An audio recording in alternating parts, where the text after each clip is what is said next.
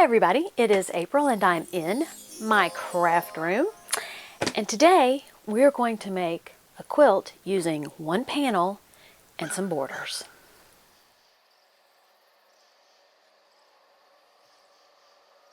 And my niece asked if I would make her a Halloween quilt for Christmas. It just so happened that I had gone shopping at some local quilt shops where I was vacationing in Colorado, and I saw this awesome panel. And even though this has kind of a dark feel to it, I love it. It's got this moon with the birds, all kinds of decorated jack-o'-lanterns, and over the barn it says enter at your own risk. And you can just see the outline of a person. If you look in the barn, you can faintly see, and maybe it's just my eyes. No, I think there's really a person there. This panel is landscape instead of portrait. So this is my plan. I don't know if it's going to work or not, but I thought it would facilitate showing how you can take a panel and some fabric. It doesn't even have to be the coordinating fabric. The fabric that I am using to go around this, it was just in my stash. I didn't buy any coordinating fabric for this particular panel. So I am going to just put borders around it and borders around it and borders around it and make it bigger and bigger. And hopefully when I'm done, I will have something that I like. Let me show you the different fabrics that I have. The panel I will be using is by Hoffman Fabrics, and it is called Haunted Halloween. The first thing I'm going to do is I'm going to put a border around this panel, and I want something that's going to kind of brighten it up. And I don't mean make it sunny. I mean that will pull my favorite part of this panel out. And since my favorite part of the panel are the jack-o'-lanterns, I'm going to go with an orange. I'm thinking 2.5 inches, and that will just break up the panel from the rest of the craziness that I'm about to embark upon. Fabric 2, and it's by High Fashion Fabrics. The rest are from Walmart. Fabric 3, Fabric 4, Fabric 5, Fabric 6. This is Stratosphere by Free Spirit. I have been busy overthinking what I was going to do. My initial intent was to just add borders around the panel, add more borders around the panel, add more borders around the panel.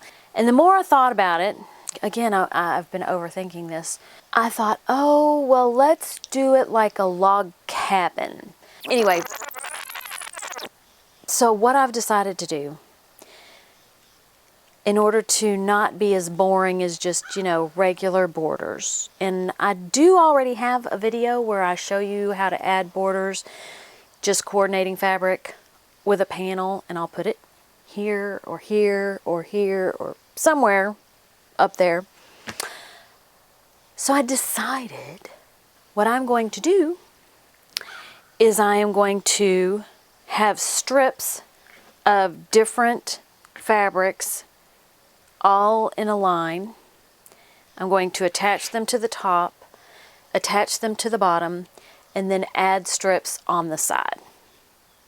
That will give me some width and length. I'm not going to have all the strips the same width, and if they happen to go past the edge of my panel, I'm just going to cut them off. First, I'm going to cut the white off around my panel. Then I'm going to put a 2.5 inch border all the way around in this orange.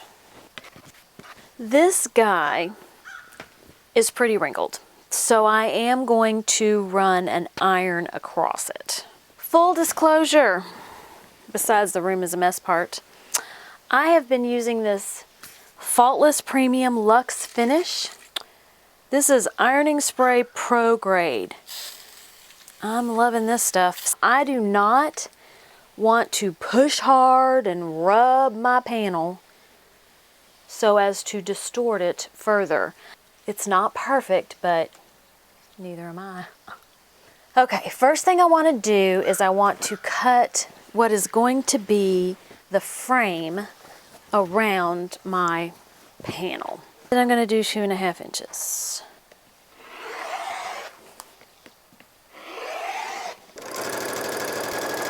Here is my panel with an orange border around it.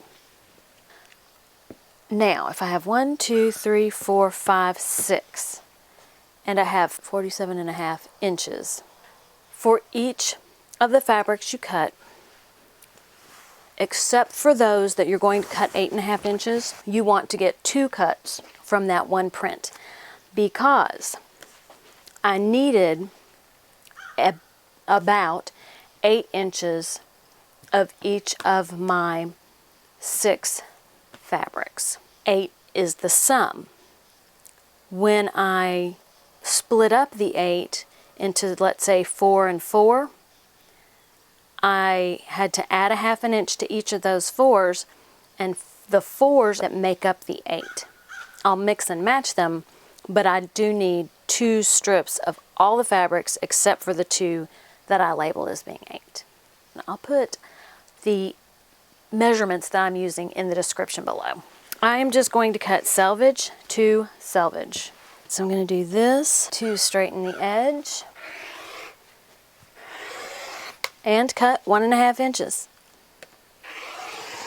Now I'm just going to do that with the rest of my fabrics, and then I'll be back. I hope it is, because that's what we're doing. So I've got this. Go ahead and open it up. I don't care about the selvage right now. I'm going to put this next to that. And then I'm just going to sew all of these together. And just like that,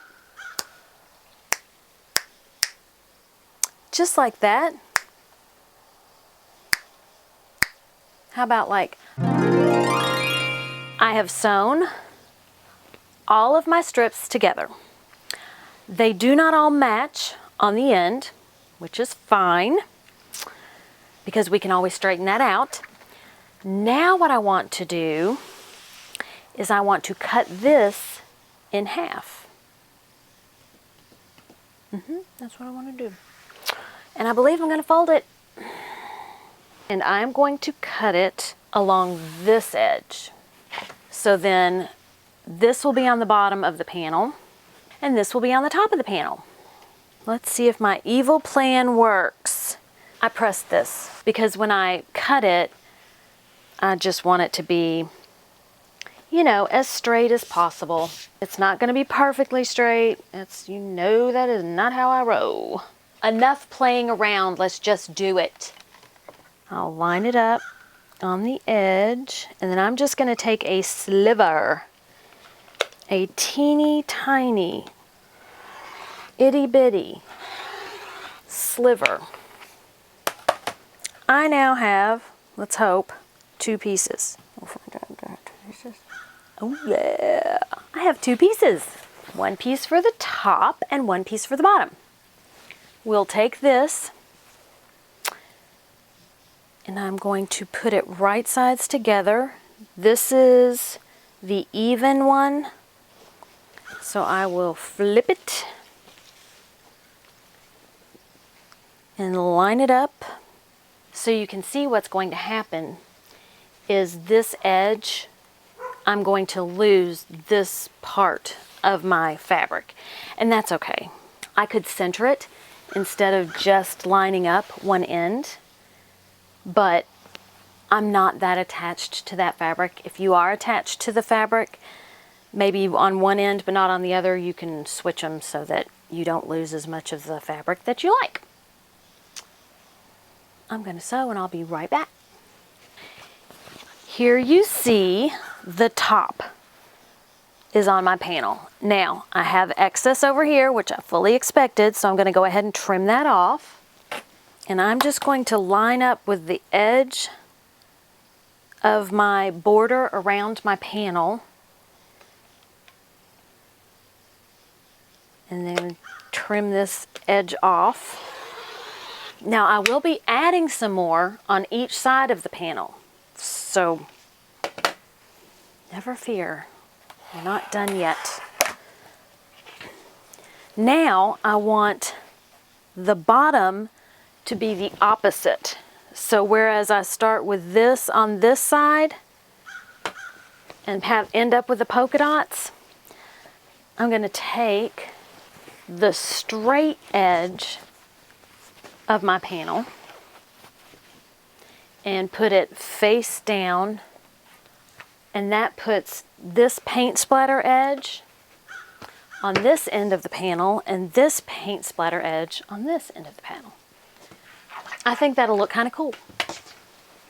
And then the sides, they'll all be matching. So we'll have these long strips on the sides that will all go down, and they'll all be the same, maybe. We haven't gotten there yet. It can all change.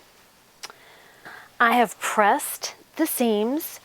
When you put your strips, I guess, on your panel, press the seam towards your panel, because you've got that border going around your panel, whereas you've got all these seams on the strip set.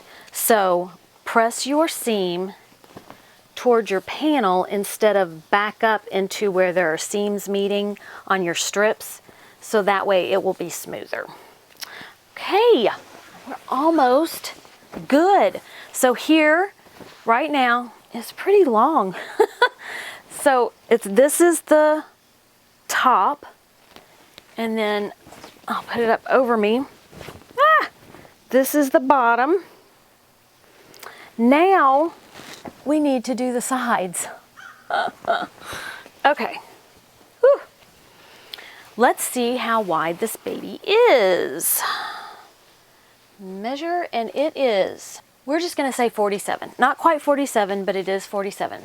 I've got here, let's stop at 45. Nope, I'm stopping at 40. I can't add 45 to stuff. That's got a number behind it. 40 plus 37. It's 77 inches long. Let's see what we're going to do for the border, 4-inch border all the way around. It's going to be even longer. 70, wow. Wow. So I've got 47 by 77. I have to multiply those by 2 because I have 2 ends and 2 sides. So that's 94 and 154. So if I add the 94 and the 154, I come up with 248. Do y'all always lose your phone? I always lose my phone. I need to divide it by 40. 248 divided by 40 is 6.2. I'm just going to say 7 strips. So I can do 4-inch strips. So I need 7 4-inch strips. And 7. This is what I have left to work with. I've changed my mind. Once again, the quilt is already 77 inches long.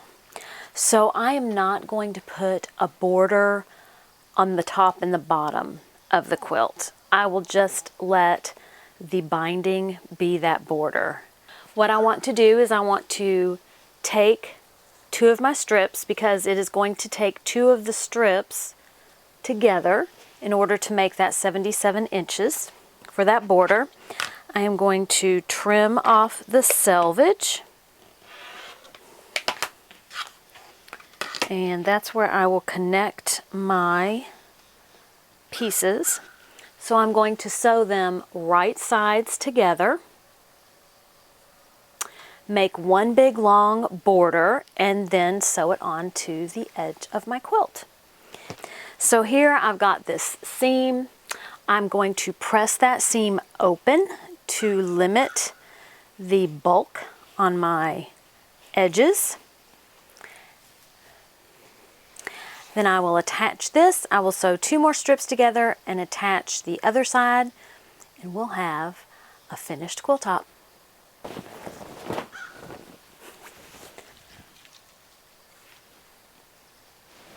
My quilt is done, and it's uber long, uber long. I'm really happy with it. I'm going to hold it up from the panel, and I'll get full pictures. But having that orange border around it, I think, really brought out the jack-o'-lanterns, and that is one of my favorite parts of this panel. This is going to take the pain out of panel. This is an easy technique that you can use.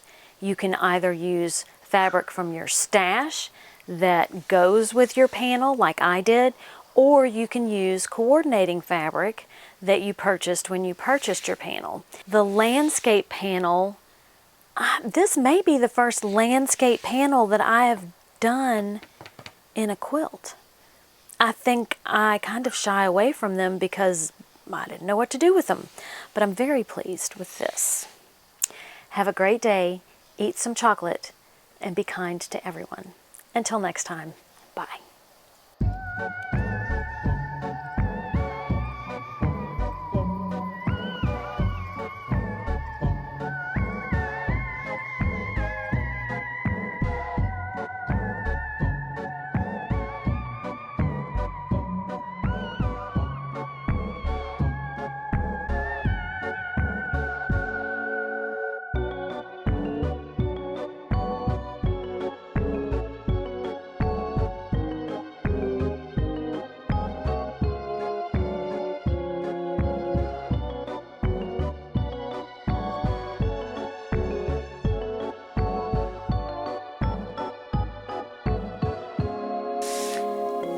No, I didn't.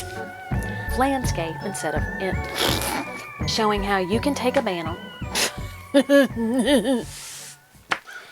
I don't know if I've made... This is Stratosphere by Feet. My initial... sides.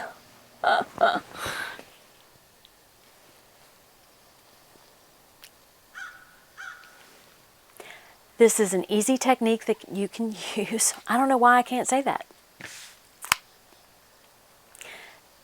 Have a great day. Eat some chocolate. And I have hair in my mouth. Ooh.